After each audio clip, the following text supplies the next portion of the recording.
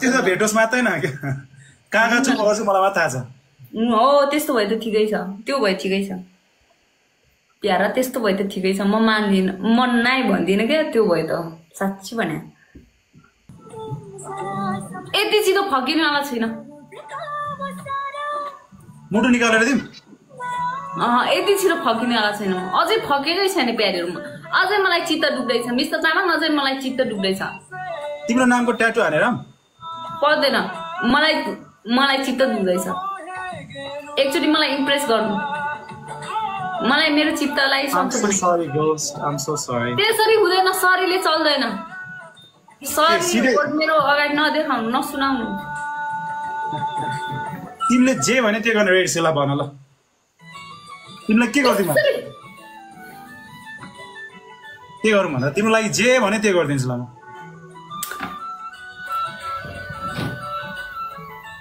अब तिम्रो लागि स्टाइल लिन्छु प्यारी भन्नु म त एनी टाइम हो नि तिम्रो लागि स्टाइल हिजो लिएको थियो मैले बेसरी गाली गर्दै पछि फर्काइदिएन त अनि ब्लग हान्थे मैले बेसरी गाली गर्न सक्दैन लाइभमा त्यो छोरी मान्छेहरु बेसी हुन्छ नि हाम्रो लाइभमा त्यही भएर मलाई मुख छैन अफ्ठ्यारो लाग्यो अनि मलाई तपाई के बोलेन नि त हिजो त्यही भएर मलाई चित्त दुख्यो के प्यारीहरु सबैजना म एक्सप्लेन गर्दिन्छु अनि त्यो भयो अनि मलाई चित्त दुख्यो अनि म त बोल्नै सकेन अब त्यस्तो नगर्नु ल मिस्टर तामाङ मैले त इनफ्याक्ट कमेन्ट नै देखेको थिएन के तिमीले कमेन्ट आयो त्यस्तो नराम्रो कमेन्ट आयो भनेपछि मात्रै हेरेको हो कि मैले कमेन्ट पनि हेरेको थिएन कि मैले तिम्रो कुरा सुन्छ नि त आज क्या मैले कमेन्ट सेक्सन त हेर्दैन कहिले एउटा मात्रै हैन कि 6-7 त गरे गरी थियो अनि त्यही भएर मलाई लास्ट अनि जन साथी हो भन्नु आजकल हेर्नै छोडिसक्यो मोडरेटरहरुको जिम्मामा छोडिदिन्छु तर एउटा कुरा बिर्स्यो कि इन्स्टाग्राममा मोडरेटरै हुँदैन ल नेक्स्ट टाइम त्यस्तो हुन्न हुँदैन 100% हुँदैन यस्तो 100% नि भयो भने म बोल्दिन म त मिस्टर तामाङ त्यो कुरा हुँदैन प्यारी त्यो कुरा हुँदैन क्या मेरो मिस्टेक थियो गाइस इन्स्टाग्राममा लाइभ बस्यो उरो म तर एउटा कुरा चाहिँ के बिर्स्यो भन्दा मैले कमेन्ट सेक्सन हेर्दैन क्या उसँग हुँदाखेरि म प्रायः पहिले हेरेर बस्छ हिजो अनि उसको क्यामेरा अनै भइरहेको थिएन के भयो भने उसको क्यामेरा हेरेर बसिरहेको थियो मिलाउने कोसिसमा थियो म गाइस पछि त अनि मुनि कमेन्ट नराम्रो आएछ अनि पछि उले भनेर अनि यो कुरा हैन यो ठुलो कुरा हैन के कुनै सानो कुरा हो तर कहिलेकाहीँ आफ्नो मान्छेको अगाडि चित्त दुख्दो रहेछ प्यारी त्यस्तो हुँदो रहेछ पायो त्यो भनेको तिमीले मलाई माया गर्छ नि थाहा भयो नि त अनि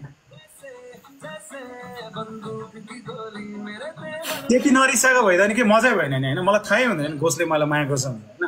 रिसाको हैन चित्त दुख्दो तिमीले खाना खायो खाएको तपाईले खानुभयो हैन एकछिनमा खाने आज के रे प्यारी उस हो क्या आज शुक्रबारको दिन हो भोलि सबै बच्चाहरूको छुट्टी छ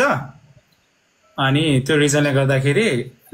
शुक्रबार चाहिँ हामी मुभी हेर्छ क्या लेट नाइट खान्छ सबै त्यही भएर आज म 10-10:30 मै लाइभ एन्ड गरिदिन्छु भनेर अलिक छिटो आएको तर आज नि ढिलै भयो टिचर हो रे म होइन कहाँको टिचर हो म मिस हो ऊ चाहिँ मिस हो धेरै कुरा सिकेर यो बटन आउँदैन गाइस म प्यारीमा लुको यो शर्ट चेन्ज गरेर आउँछ ल मलाई लास्टै अप्ठ्यारो भयो शर्टले ल बटन लायो भने नसुहाउने बटन खोल्यो भने अति नै ओपन भयो क्या मलाई इन्स्टामा म्यासेज गरेर वाक्क पारेर मात्र फकेको म त्यति धेरै फकिनेवाला छुइनँ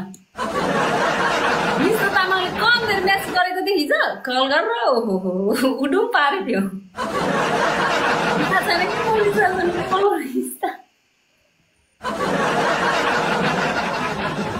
हेर्नु धेरै नरिसाउ न सारी भनेर के सारी भने थट म रिसाएको छैन भने ल हिजो मैले कमेन्ट सेक्सन हिजो हेरेकै थिएन क्या अब भइहाल्यो अब थाहा भयो नि त प्यारी किन चित्त दुखाउँदो रहेछ थाहा भयो न त्यो त मेरो मिस्टेक हो आई अन्डरस्ट्यान्ड मैले हिजो कमेन्ट सेक्सन मैले हेरेन क्या तपाईले मिस्टर तामाङ तपाईले के गर्नु तपाईको मिस्टेक छैन के त्यहाँनिर हैन मैले कमेन्ट सेक्सन हेरेको भए हुन्थ्यो अब रिसेन्ट टाइममा हेटर्सहरु पनि आइरहेछ अब अनि मैले कमेन्ट सेक्सन अलिकति एक्टिभ हुनु पर्थ्यो म अलिकति भएन मलाई बाहिरको मान्छे भयो केही फरक पर्दैन अनि झ्याप्पै तपाईँ फेरि साथी हो भन्नुभयो अनि मलाई त ल आफ्नै साथीले नि किन यस्तो भनेको होला है मलाई टाइपको भयो क्या गाइज फलो जसले फलो गर्छ नि उनीहरूले मात्रै हेर्न मिल्छ क्या नत्र फलो नगर्ने मान्छेले चाहिँ खोजेर आएर हेर्नुपर्छ क्या मलाई अनि लाग्यो तपाईँले यहाँनिर एक्सप्लेन गरिदिएको भए मलाई जोडेर यहाँनिर त्यही बेला एक्सप्लेन गरिदिएको भए मलाई शान्त हुन्थ्यो क्या तपाईँ पनि गिर बजाएर पर बस्छ अनि रिस उठ्यो मलाई झन् म हिजो तिम्रो लाइभमै आएको थियो तिम्रो लाइभमै आएको थियो किन गिफ्ट मलाई म्युट हान्यो मेरो यस्तो मन दुख्यो जिस्केर पनि म्युट हान्ने गिफ्टले मलाई जिस्केर पनि म्युट हान्ने होइन कम छिटो त्यसै आउन मान्छेले म्युट हान्दा किन गिफ्ट दिएर फोन आएको त नि ब्लग हानिदिन्थे झन् म्युट चुप्पा दिएर त्यसलाई गिफ्ट नभन त प्यारी त्यो चुप्पा थियो मैले चुप्पा दिएको सक्यो भने जोडेर गर्ने नि के गिफ्ट दिनु मलाई त्यहाँबाट जिस्केर पनि झुकेर पनि म्युट हान्यो भने तिमीहरूमा भोलिपल्ट के ब्लग हान्छु ब्लग अर्को चाहिँ इरिटेट गर्यो भने रिस उठायो किन बिचरा ज्ञानी केटालाई अनि किन रिस उठाउनु मलाई किन चित्त दुखाउनु अब प्यारीको चित्त दुख्यो नि मिस त तामाङ झुकेर नदुख्नु इन्स्टाग्राममा लाइभ जानु मेरो आइडिया थियो आई टोटली सरी भन्यो भने मलाई नराम्रो लाग्छ क्या मिस्टर तामाङलाई सरी भनेको म देख्न सक्दिनँ नभन्नु तपाईँको गल्ती होइन नि त अबदेखि त्यो हुँदैन मेरो चाहिँ यस्तो नि इन्स्टाग्रामको लाइभमा चाहिँ मैले बिर्स्यो कि मोडरेटरै हुँदैन मलाई इन्स्टाग्राम मलाई फलो गरे मात्रै हेर्न मिल्छ क्या तपाईँहरूले बिग्रिन्छ कुरा कुल भएर मात्रै बोल्छु भनेको थिएँ नि त आज त शान्त भयो नि त अनि मैले तिमीलाई अनि त्यो भएर त अनि एक्चुअली आवाज चाहिँ सुन्न मन थियो कतिको आवाज सुनेर नि थाहा हुन्छ नि मान्छे कति रिसाइरहेछ भनेर एक्चुअली प्यारीको आवाज सुन्न पाएँ आज कतिको रिसाइरहेको रहेछ जस्तो लागिरहेको थियो मलाई एक्चुअली आवाज सुन्न पाएँ भने चाहिँ कतिको रिसाइरहेको रहेछ थाहा हुन्छ जस्तो लागिरहेको थियो मलाई अनि यसो पछि आवाज सुनेको होइन रिसाइ नै रहेको रहेछ ठिकै छ एकछिन रिसाओस् फेरि एकछिनमा फकाउँछ भनेर क्या घरि इन्स्टाग्राममा स्टोरी पोस्ट गरेर आएको घरि टिकटकमा फोटो हाल्दै बसिरहेको के त्यो हेरेर भन्यो भने अलिकति माया आउँछ कि भनेर युट्युबमा नि हालौँ कि जस्तो लागेको थियो होइन होइन युट्युब त फकाउन त खुब जानेछ मिस्टर तामाङले बोलेर फकाउन आउँदैन के उसलाई बोलेर फकाउन आउँदैन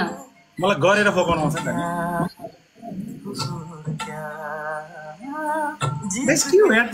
मान्छेको ट्याप यस्तो छ यार प्यारी यार यो लास्ट गाली गरिदिनु बेला बल्ने बेला भएको छ कि प्यारी लास्टै पिङ्कले सुहाउँदो रहेछ तिमीलाई मसँग पिङ्क चाहिँ के पनि छैन तर तिमीलाई पिङ्कले चाहिँ सुहाउने अबदेखि म पिङ्की लगाएर बस्छु ल म पनि पिङ्क कलरको टी सर्ट चाहिँ किन्छु त्यसो पिङ्क होइन लाइक पिचको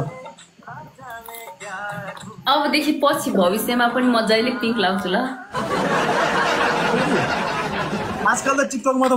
मलाई त जसले नि कुटेर मात्रै जान्छु अपोनेन्टहरू खालि 3-4 जना मान्छे खालि मेरो अगेन्स्टमा गएर खेलेको गर्छ भने कहीँ लागिसक्यो मलाई त नाच्यो मतलब नगर्नु न मतलब नगर्नु म छु त बोलाउनु न मलाई होइन त्यस्तो होइन जस्तो त्यो अभियस देखिने क्या देख्दाखेरि नै मसँग जो म्याच खेलेको है त्यसको लटरी लाग्छ आजकल